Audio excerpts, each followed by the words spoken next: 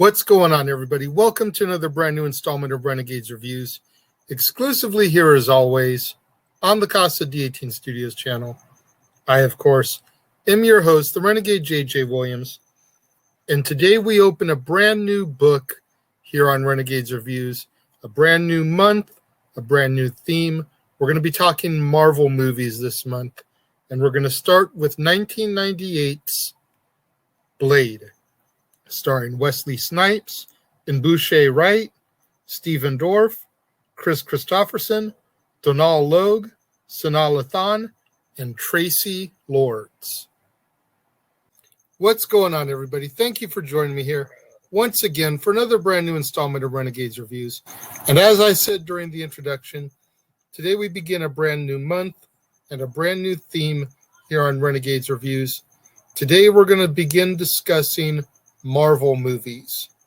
And I figured we're better to start than with 1998's Blade, a movie where, like I'll get into at the end, arguably, without the success of this, there would have been no X-Men franchise, no Spider-Man franchise, no MCU as we know it. But before we get into all that, let's get into Blade, shall we? Our movie opens in 1967, and a pregnant woman is attacked by a vampire, which causes her to go into premature labor. The doctors are able to save the baby, but the woman dies of an unknown infection. We then jump forward, and it's 30 years later, 1997, and the child has grown up to become a vampire hunter named Blade. Blade is a half-human, half-vampire hybrid who possesses all of the supernatural abilities of the vampires, but without any of their weaknesses. The only exception is his requirement to consume human blood. Blade goes to and raids a Los Angeles rave club, which is owned by a vampire named Deacon Frost. The police end up taking a deceased vampire to the hospital, where he awakens and kills Dr. Curtis Webb and feeds on hematologist Karen Jensen before escaping the hospital. Blade brings Karen to a safe house where she is treated by Blade's friend, Abraham Whistler. Whistler tells Karen that he and Blade have been waging a secret war against the vampires, using weapons based on their elemental weaknesses, such as sunlight, silver, and garlic. Since Karen is now marked by the bite of a vampire, both Whistler and Blade tell her that she should leave the city. Meanwhile, at a meeting of the Council of Pureblood Vampire Elders, Frost, who is the leader of a faction of younger vampires, is rebuked for attempting to incite a war between the humans and the vampires. Since Frost and his kind are not natural-born vampires, they are considered socially inferior within the vampire hierarchy. In retaliation, Frost has one of the vampire elders killed and strips the others of their authority. Karen returns to her apartment and is attacked by police officer Krieger, who is a familiar. Now, a familiar is a human who is loyal to vampires, with hopes that his master will turn him into a vampire.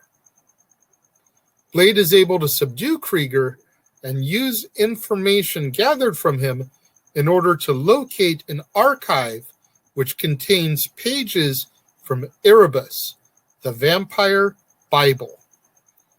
Blade and Karen encounter Pearl, a morbidly obsessed vampire, and they torture Pearl with a UV light, which gets him to reveal that Frost wants to command a blood ritual in which he would use 12 pure-blood vampires in order to awaken the blood god La Magra, and Blade's blood is the key to everything. Later on at the hideout, Blade injects himself with a special serum which helps to suppress his urge to drink blood. Unfortunately, the serum is beginning to lose its effectiveness due to overusage. Officer Krieger finds Frost and informs him of what happened, and as a result, Frost kills Krieger. While experimenting with the anticoagulant EDTA as a possible replacement serum, Karen discovers that it explodes when combined with vampire blood. She manages to create a vaccine that can cure the infected, but learns that it will not work on Blade. Karen is confident, though, that she can cure Blade's bloodthirst, but it could take her years of treating it. Frost and his men attack the hideout, infect Whistler, and abduct Karen. When Blade returns, he begrudgingly assists Whistler in committing suicide. Blade then goes to Frost's penthouse in an attempt to rescue Karen and discovers that his mother, Vanessa Brooks, is still alive. Vanessa reveals to Blade that she came back to life on the night that she was attacked. And Vanessa goes on to reveal that Frost is the one who turned her into a vampire, which prompts Frost to further reveal that he is who attacked Vanessa in the first place. Blade is then subdued and taken to the Temple of Eternal Night, where Frost plans to perform the ritual to summon La Magra. Karen is thrown into a pit to be devoured by Dr. Curtis Webb, who has transformed into a decomposing zombie-like creature. Karen is able to injure Webb and escapes. Blade gets drained of his blood, but Karen allows him to drink from her, which allows Blade to recover. Frost is able to complete the ritual and obtain the powers of La Magra, and Blade confronts Frost after destroying all of his minions, including his own mother, Vanessa. During the fight, Blade injects Frost with all the syringes, and the overdose of EDTA causes his body to inflate and explode, finally killing Frost. Karen offers to continue helping Blade to cure himself, but instead, he asks her to create an improved version of the serum so that he can continue his crusade against the vampires. And our film draws to its conclusion 1 year later in Moscow as Blade confronts another vampire.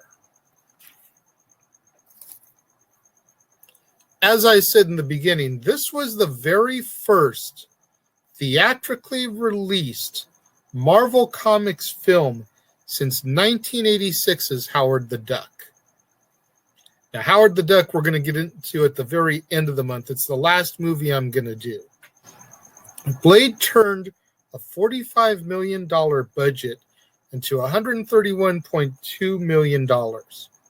And like I said, arguably, without the success of Blade, there would be no X-Men franchise.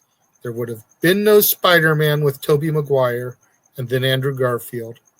And there would be no MCU.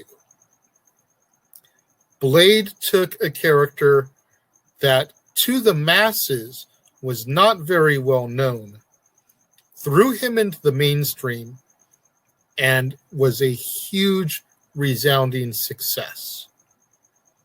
So we really, really owe everything that Marvel has done since then, and especially the success of the MCU, to Wesley Snipes, throwing this on his back and saying, I got this.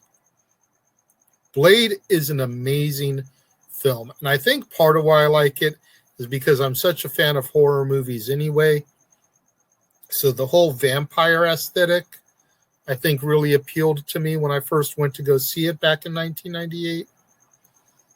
But, you know, having been raised on things like Dracula Seeing a man who's half human, half vampire, that has all their strengths, none of their weaknesses, can go out in the sun and is just on the hunt to kill these bastards. I think that appealed to me right out of Jump Street. And then the fact that it's Wesley Snipes. You know, next to Sam Jackson, Wesley Snipes is probably one of the baddest MFers out there. You know, I'm a huge fan of Demolition Man and his role of Simon Phoenix in that film. And then Blade. Both of those roles for Wesley Snipes are like two of my absolute favorites of his. Do you agree with me that without the success of Blade, we probably would have no MCU? Let me know. If you're watching the premiere, leave your thoughts about that over here. If you're watching on demand later in the day, leave your thoughts down here. But when it comes to my rating of Blade, I'm going to give it 4 out of 5 stars.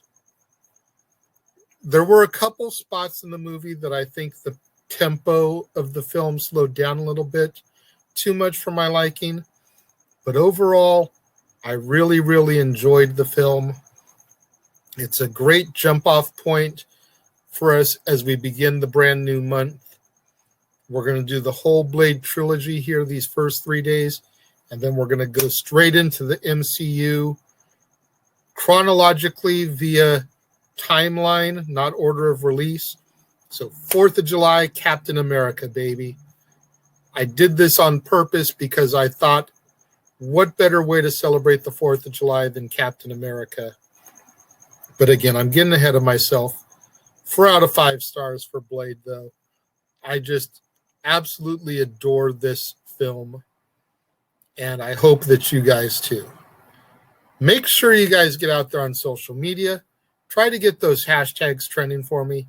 Hashtag Casa D18 Studios, hashtag Renegades Reviews, hashtag Renegade Returns, and of course, the ever popular hashtag Shenanigans. We interrupt this episode of Renegades Reviews for an important announcement about merchandising. Merchandising? What's that? Merchandising. Come, I'll show you. Merchandising, where the real money's made. Make sure you go over to teespring.com/stores/Jeff Meacham Network for all the t-shirts you see here from the West Coast professor, Jeff Meacham himself. You can get shirts for the Jeff Meacham Network, Talk Wrestling, as well as the red and gold Meachamania shirts. And while you're there, don't forget to get your shirts of the Casa D18 Studios Brotherhood, the Dads on Wrestling shirt, the Renegade JJ Williams, Statboy Sports Bar, and the hashtag StatBoyApproved shirt. Make sure you go over to teespring.com/stores/Jeff Meacham Network and score your shirts today. Make sure you guys get out there. Do what that commercial just told you. Go to teespring.com/stores/Jeff Meacham Network for all the official merchandise of the Casa D18 Studios Brotherhood. Get you your Renegade JJ Williams shirt, Dad's Not Always on Wrestling, Statboy Sports Bar, hashtag StatBoyApproved, hashtag Shenanigans. Get you your official merchandise of the Jeff Meacham Network, 3 different designs of the Jeff Meacham Network logo for you to choose from, along with Talk Wrestling, Meachamania, and more. It's summertime.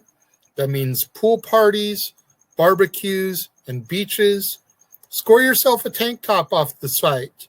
You can get you either a Renegade JJ Williams tank top or Meachamania tank top, both available at teespring.com/stores/Jeff Meacham Network. Get out there, show your love, show your support. While you're out there showing your support, do what that ticker tells you to do. Do you enjoy my content? Do you enjoy me bringing you guys daily videos? Are you guys grateful for the fact that I'm out here weathering triple-digit heat to bring you guys brand new content on a daily basis? If so, show me a little bit of love and support. Go to the PayPal link that's scrolling across the bottom of the screen. Make a small donation. Keep in mind, I'm not monetized yet, guys. So if you guys enjoy my content, go to that link, send me a couple bucks. It's the only way I'm going to make anything right now while I try to get my viewership hours up enough so that I can monetize. You don't want to send a monetary donation? Go to the Linktree link. Click on the link for my Amazon movie wish list. Purchase a movie off my wish list. I'm constantly updating it, constantly adding new movies to it. Pick a movie out that you think you'd like to see me review. Order it. When it comes and I open it on Renegade Recap, I'll give you a shout out. And then when I work it into my monthly themes and actually get to review it, I'll give you guys another shout out.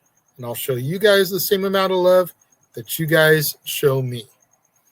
Make sure you guys tune in tomorrow, right back here on the Casa D18 Studios channel, for another brand new installment of Renegades Reviews, when we take a look at 2002's Blade 2, starring Wesley Snipes, Chris Christopherson, Ron Perlman, Norman Reedus, Donnie Yen, and Lenore Varela. You're not going to want to miss out tomorrow, right back here on the Casa D18 Studios channel, as we continue the Blade trilogy and the beginnings of Marvel Month. Thank you to all my loyal fans for tuning in. Join me today if you've been watching along the premiere, leaving your comments over here. Thank you very much. I greatly appreciate it. All my loyal viewers that tune in a little bit later in the day, watch on demand, leaving your thoughts and comments down here. Thank you very much. I greatly appreciate it. I appreciate each and every one of my loyal fans and viewers who tune in for me on a regular basis. Thank you guys very much. I will see you guys next time.